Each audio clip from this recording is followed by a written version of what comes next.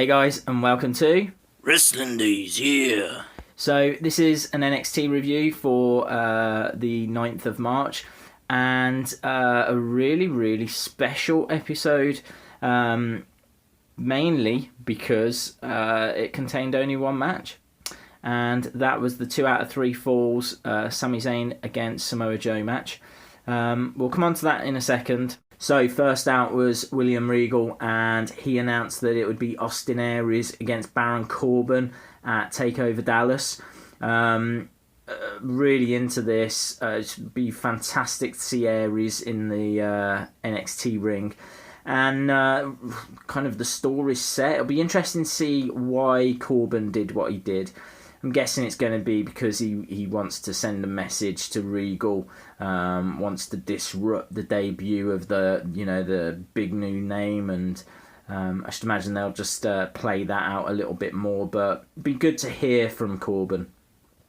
It'll be good to hear from Aries as well, actually. So kind of missed out on that this week. Missed out on the women as well. You know, the Bayley, Asuka, Carmella, Eva, Nia Jax. There's a lot that's going on in that women's division, and it's a shame that didn't get highlighted this week.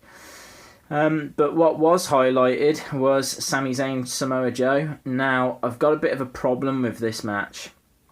I thought it was a very good match, but that's my problem. I thought it was a very good match. I did not think this was a great match. I did not think this was an epic classic. I did not think this is a stand up and applaud match of the year candidate match. The internet has gone giddy over it. There's a site that I went on called Daily DDT, right? I'll tell you who it is, because at least that way, if you wanted to, you could check out the review yourself. But those guys sum up my problem with this match. They broke it down and they reviewed each fall, because it was a 2 out of 3 falls match. First fall, they gave 3.7 out of 5. Second fall, they gave 3.3 out of 5. And then the final fall, they gave 3.8 out of 5, right? So overall, that means it got a 10.8 out of 15. So if you divide that 10.8 by 3, that will give you the average score for the match, basically. If you do that, it comes out at 3.6, right? Now, this isn't maths, right? I'm not going to do any quizzes, so you haven't got to take notes or anything. I'm just merely making a point here that the average score that they gave the match, if you look at each of the rounds that they scored it, works out to be 3.6 out of 5, right? When you actually get to the end of their review, they give it 4.5, and the first word is wow. Bleacher Report give it a grade of A, but there's no substance as to why. I kind of feel like I'm on my own in just thinking it was good. The crowd seemed really flat. There were chants. There were NXT chants and Zayn chants and Joe chants. Not once can I remember a "This is awesome" chant.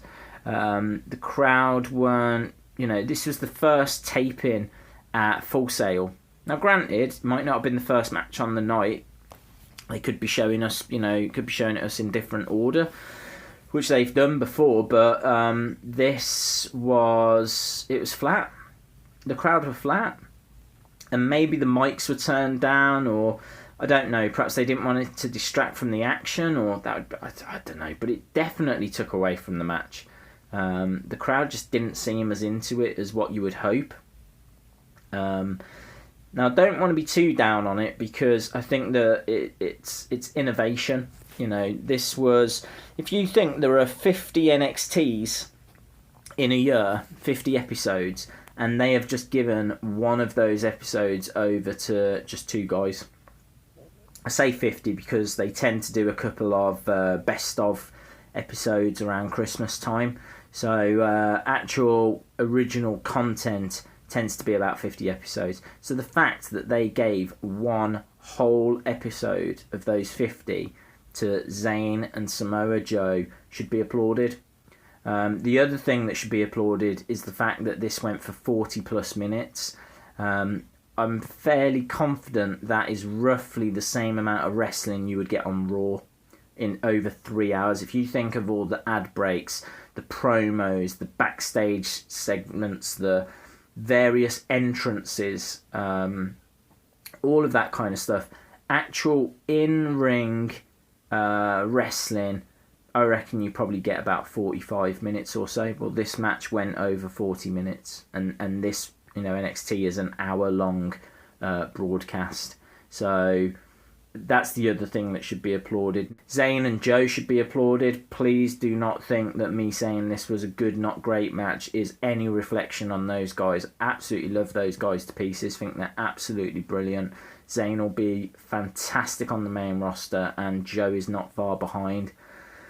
But my problem is that this could have been a great match. It could have been a match of the year contender. It had fantastic spots, but it had so many rest holds, and it just lacked a bit of momentum at times. And it was a match of the year, fantastic. Tell your mates, crying, standing, applauding at the end match, 20-minute match in a 40-plus minute, situation.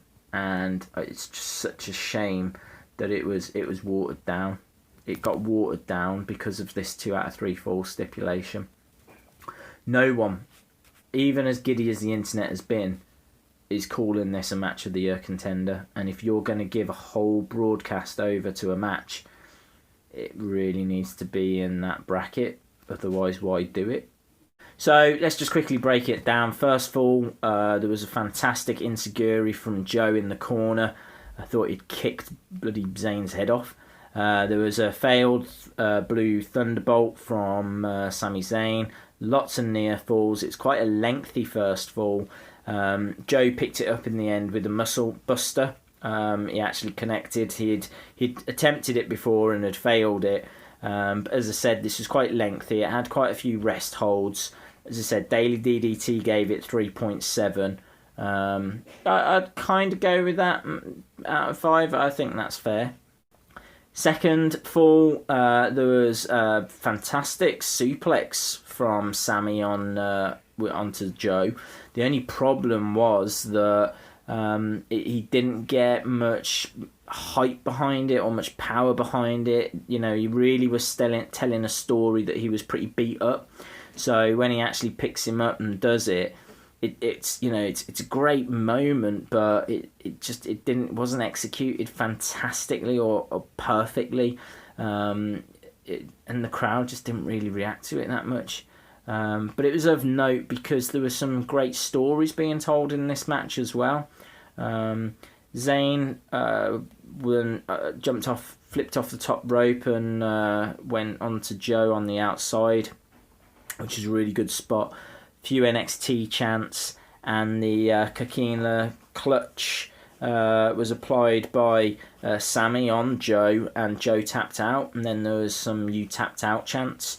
This one, the story was being told that Sami was pretty beat up and was really fighting to stay in the match, and he managed to do it. So that was the story of the second fall. Daily DDT gave it 3.3. I could probably go with this. Final fall was probably the best, and actually my favourite moment was the ending, because both guys at this point are exhausted. There's Sami hits a blue thunder bomb. You might have seen actually the video where he goes through the ropes, manages while still in the air to grab Samoa Joe's head and then does a DDT on the outside. He has done that spot. I think he did it on Cena on Raw. I think it was Cena. It's a great spot. Really is. And there's a slow-mo of it doing the rounds on Twitter, so if you get a chance to see that, then it's brilliant. and then the finish came because Sami tried to do the hell of a kick, but missed. And then Joe manages to get him in the coquina clutch and gets the win. My favourite part was the very end because it looked as though he was going to get to the ropes. He's reaching for it, but Joe just puts his leg over and prevents him from really reaching out. Zayn doesn't tap out. He passes out. Referee stops it. Had no choice. And that's it. Joe wins the first and the third fall and wins the 2 out of 3 falls match. So now we've got Joe against Balor again, which was what we had at TakeOver London. And obviously Zayn's going to move on to Nakamura when he finally gets announced and comes in.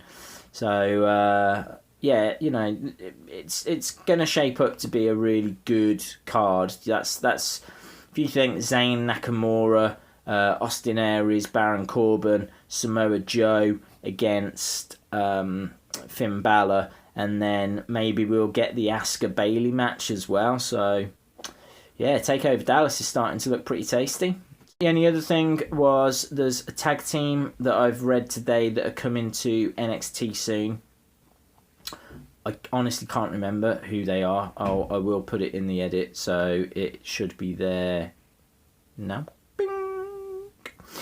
And so yeah, I don't know much about them. I'll be perfectly honest. So I'll have to get a bit more information on that. But yeah, that was the very, very latest news that I'd heard when it came to NXT. And obviously they're doing another tour. I saw pre-sale codes for a few places in America, so the touring continues, which is good to see. And that is it. So let me know what you thought of this week's episode, or this week's match I should say. Did you think it was an all-time classic? Do you agree with me that it was good, not great? Yeah, I again, as always, I'd love to know your thoughts, because otherwise it's just me talking alone in a room, and well, you can get locked away for doing that, can't you? So cool. Don't forget you can follow me on Twitter at Wrestling Days UK, and if you haven't already, I would love you forever if you subscribe, because then I can sleep easy at night knowing that no one's going to miss any future videos. Thanks for watching. Massively appreciate it. You should know that I do, and I will hopefully see you again next time. Bye.